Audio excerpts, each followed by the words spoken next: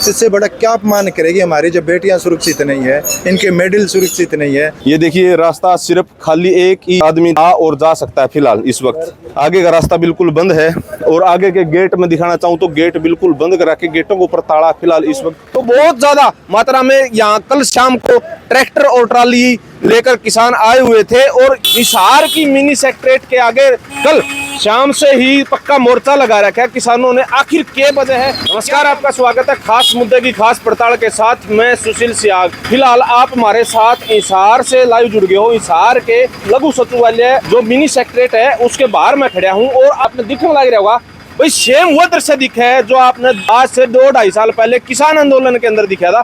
Same tractor ट्रालियां तंबू बांध के आपने मैं दिखाऊंगा, देख लो। पगड़ी समाल जट्टा किसान संघर्ष समिति हरियाणा हिसार की मिनी सेक्रेटरीट के आगे कल शाम से ही पक्का मोर्चा लगा रखा है किसानों ने। आखिर क्या वजह है, क्या क्या मांगे हैं, पूरी डिस्कस कराएंगे। एक बार मैं बताना चाहूँ तो बहुत ज्यादा मात्रा में यहाँ कल शाम को ट्रैक्टर और ट्राली लेकर किसान आए हुए थे और कौन सी मांगों को लेकर आए थे वो भी हम बात करांगे जाके।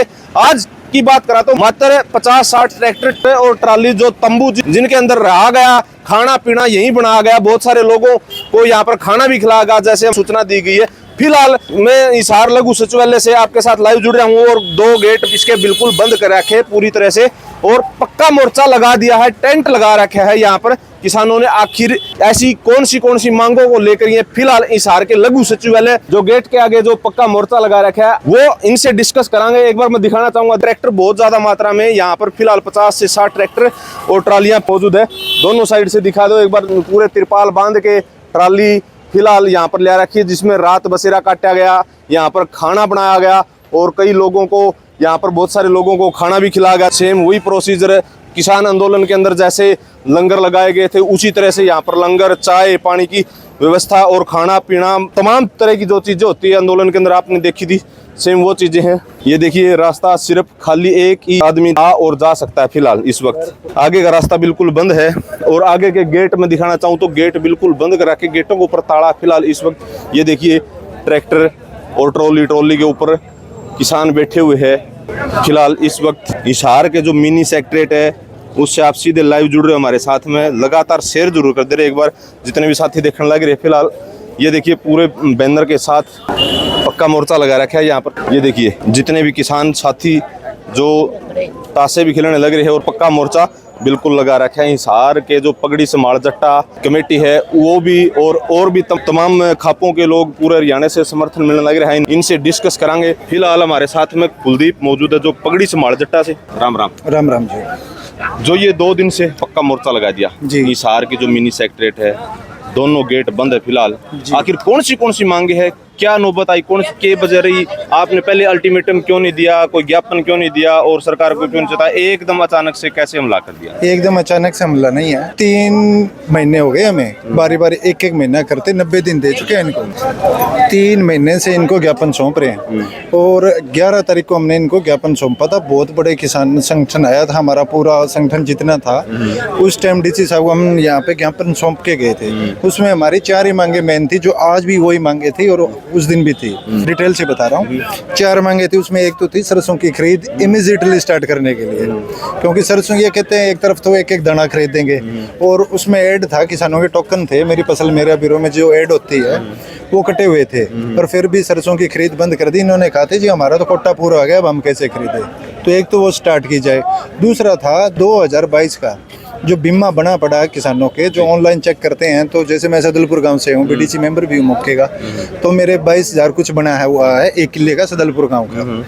तो वो दिखा रहे हैं लेकिन अकाउंट में ट्रांसफर नहीं किया, तो वो डालने का काम करें। वो तीसरा था सीएससी सेंटर से जो रिवीट कर दिया इन्होंने, जो पूरे हिसार में पूरे लगभग हरियाणा में तो 29,000 के केस थे, जो अभी पूरे हिसार में 4,000 रिवीट कर रखे हैं में, जो 25 अक्टूबर के बाद में ये उनको कैंसिल नहीं कर सकते। उन्होंने कैंसिल का भी प्रोग्राम किया। अच्छा। उनको बहाल करने का। चौथा था कि जो 2021 में गुलाबी सुंडी से जो फसलों का नुकसान हुआ था वो भी मुआवजा देने का ये काम करें। जो 58 करोड़ बनाया बैठा है, अभी तक कौन दिया? अभी तक कोई नहीं, कुछ भी नहीं हुआ। ये 4 मांगे हमने इनके साथ में रखी थी। तो हमारे दल ने एडीसी साहब के साथ मीटिंग की पूरी सियारी के साथ, तो उनके बीच में एडीसी साहब ने कहा भी रिलायंस का कोई अधिकारी है तो हम आपसे फेस टू फेस बात करवाएंगे। उस दिन भी रिलायंस का कोई अधिकारी यहाँ पे नहीं था। कल डीसी साहब के साथ जो मीटिंग हुई थी उसमें भी ये बात थी कि रिलायंस का कोई अधिकारी आए तो हम उनसे बात करें और वो क्या कहना चाहते हैं ये बात होगी। तो एडीसी डीसी के सामने भी रिलायंस का कोई अधिकारी नहीं था, तो डीसी साहब ने भी ये माना और एडीसी साहब ने भी उस दिन ये माना, और जो फोगाट हैं डीडीपीओ उन्होंने भी ये माना कि ये हमारे फोन नहीं उठाते तो आम जनता का फोन कैसे उठाएंगे। तो रिलायंस की तरफ से कोई ये आश्वासन नहीं था कि हम 2 दिन में या 3 दिन में बीमे की राशि ट्रांसफर कर देंगे। आखिर घुमा क्यों रही है रिलायंस कंपनी, जो बीमा जिसने बनाया है, जिसने आपका पैसा काटा बैंक से, वो घुमा क्यों रही, पैसा क्यों नहीं देने लगा, की वजह की है? रिलायंस बीजेपी के साथ है। मैं बताऊं, जो हरियाणा को देखते हैं वो अनुराग ठाकुर का भाई है, जो पूरे हरियाणा का देखते हैं, जो रिलायंस को 50% शेयर है उसका, और हरियाणा में जो हिसार जिला उसको देखते हैं ओपी धनखड़ के भतीजे। अच्छा। आप बताओ ये इसको रिलायंस बोले या बीजेपी बोले, जब सरकार की हिस्सेदारी है इसमें तो मोटा एक घोटाला की शंका है आपको? 3 अरब से बड़ा ये घोटाला है। 3 हम तो चाहते हैं ये अगर पूरा आंकड़ा आए तो बहुत अरबों खरबों का घोटाला है। अभी बताओ, जो 25 अक्टूबर के बाद में आप जो चीज कैंसिल नहीं कर सकते, ये भारत सरकार की गाइडलाइन थी कि आप उसको रिव्यूट नहीं कर सकते सीएससी सेंटर से कटे हुए, उसके बाद में भी इन्होंने रिजेक्ट किए हैं। मतलब भारत सरकार अगर कुछ कहती है तो इनके ऊपर वो कोई नहीं है कि भारत सरकार कुछ कह रही है। हम माने जो खिलाड़ी हमारी बेटी है, और ये बेटियां निकल कहाँ से रही है, किसानों के घर से निकलती है। ये जब मेडल मिलते हैं इनको, तो ये तो बृजभूषण जी तो कहते हैं 15 रुपए का मेडल है, कुछ नहीं है। और जब ये इन सरकार ये जीत के आती है तब जाके इनको ये कहते हैं जी 20 लाख या 30 लाख देते हैं, ठीक है, लेकिन उससे पहले जमींदार अपना घर खो देता है इनके कारण। एक छोटा सा किसान इनको बेटियों को बनाने में, और फिर ये मेडल लेके आते हैं। और इनकी सरकार की आज उस दृष्टि से देखें तो वो मेडल सिर्फ 15 रुपए का है। और दूसरी बात है कि हमारे जो हिंदू रीति रिवाज के हिसाब से अंतिम संस्कार के बाद में अस्थियां गंगा में विसर्जित की जाती है, लेकिन आज मजबूरी ये हो गई कि जीते जी अपने मेडल, उस काम को आप अगर समझो, मैं जो कहना चाह रहा हूँ, मैं कहूँगा नहीं वो बात, इतना मजबूर कर दिया कि जीते जी हमें गंगा के घाट पे जाना पड़ रहा है। इससे बड़ी क्या बात होगी।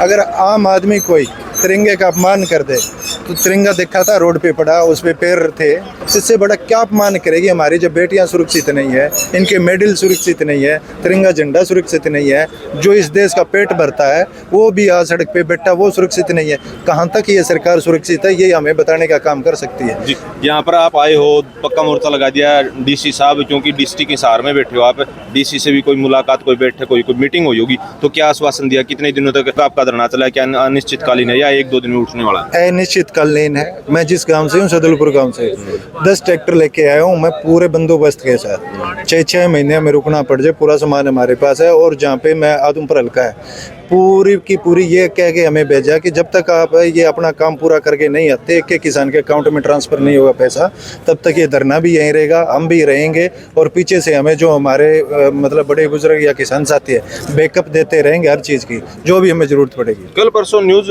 आ रही थी, मनोहर लाल खट्टर ने बोला था कि भाई 1 का 1 रुपया आपके अकाउंट में डाल दिया जाएगा, थोड़ा संतोष और सब्र रखें। कितना जो भी मुआवजेगा नहीं, कितना संतोष करें, 1-1 महीने करके 90 दिन दिए हैं। अभी डीसी साहब कह रहे हैं फिर बीजी 1 महीना और दो, तो कितना दे, जबकि टाइम लेने की 31 अगर इनकी फिक्स है, अभी 31 के बाद में हम नहीं लेंगे और देने अनलिमिटेड दे तो दे, ना भी दे, तो ये टाइम कोई बाउंड नहीं है। और इसीलिए हमने ये मानना भी नहीं था। शीतकालीन धरना लगा दिया है। आपने लगता नहीं आम जन को कितनी भारी नौबत आओगी, कितनी परेशानियों का सामना करना पड़ता है, सारे गेट बंद करा के? नहीं, आम जन को कहाँ परेशानी है, ये सारे जा रहे हैं आम जन के साथ हैं।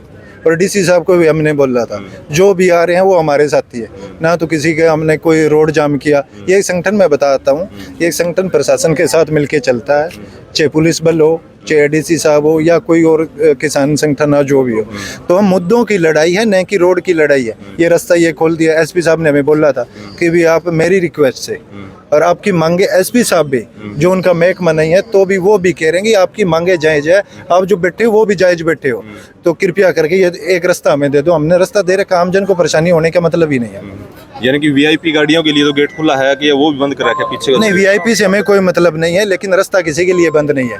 वीआईपी वो आप समझते हैं, अपना रोष प्रदर्शन कर रहे हो अनिश्चित? जी बिल्कुल अनिश्चितकालीन है। जब तक एक पैसा, चाहे वो सीएससी सेंटर वाला हो, चाहे 2022 का बीमा हो, जब तक एक पैसा अकाउंट में ट्रांसफर नहीं होगा, ये धरना यहाँ से नहीं लेने वाला। बताने लग रही है अनिश्चितकालीन धरना है जो एक एक पैसा अगर इनके अकाउंट में नहीं डलेगा तब तक ये यहाँ से हिलने वाले नहीं है। हिसार के लघु सचिवालय से आप सीधे लाइव तस्वीरें देखने लगे हो।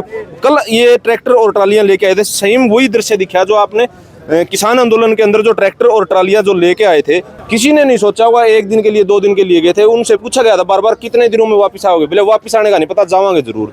तो 13 महीने लग गए थे वापस आने में उन्हें। तो ये देखने वाली बात रहोगी लघु सचिवालय हिसार से ये कब वापस जाओगे, कब सरकार इनके अकाउंट में पैसे डालेगी। 2 साल के इन्होंने बताया जैसे कि पैसे इनके पेंडिंग है, तारीख पे तारीख दी जाने लगी, तारीख पे तारीख, आश्वासन पे आश्वासन दिया जाने लगा। बार बार कितना वेट करेगा, हद होती है एक चीज की। तो आने वाला वक्त बताओगा कब इनके अकाउंट में पैसे डलेंगे और कब ये यहाँ से उठ के जाओगे। आपने पूरी वीडियो देखिए, पूरा मामला समझ में आएगा। अपनी राय, अपनी प्रतिक्रिया कमेंट सेक्शन में जरूर देते रहिए। मिलते हैं किसी नई वीडियो में, नई अपडेट में। सहयोगी कैमरामैन के साथ मैं सुशील सियाग, हिसार। धन्यवाद।